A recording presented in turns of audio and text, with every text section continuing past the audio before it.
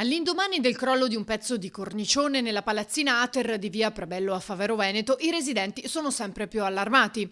Non solo per la fatiscenza degli edifici, per l'acqua che penetra dal tetto quando piove e la muffa che invade le pareti, ma anche per come troppo spesso determinati interventi vengano eseguiti superficialmente. Sono venuti a cambiare delle caldaie e cambiando le caldaie cosa hanno fatto? Hanno fatto gli fori a norma.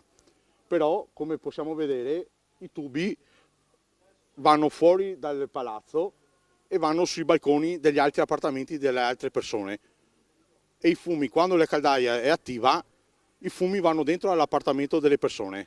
In questo caso specifico, anche dentro l'appartamento di una signora da poco trapiantata, che dovrebbe vivere in un luogo asciutto il più asettico possibile. E dovrebbe vivere adeguatamente, come una persona, non come animali. Però Entrano i fumi. entrano i fumi. Noi come vediamo qua, poi l'Ater cosa ha detto?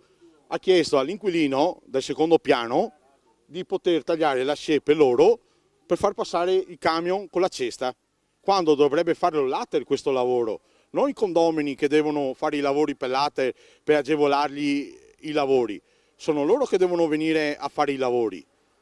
Non a chiedere a un condomino di venire a tagliare una siepe e poi sono mesi e mesi che non stanno neanche ancora venendo a fare i lavori.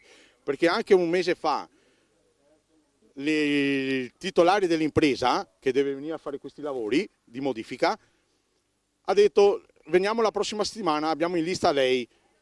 Dopo una settimana, sono passate 2 settimane, 3 settimane, 4 settimane e ancora nessuno si deve vedere qua. Io non so cosa bisogna fare per far venire qua l'Ater a fare i lavori, per far vivere la gente come si deve, non come bestie. Non è giusto far vivere la gente come bestie, non è giusto.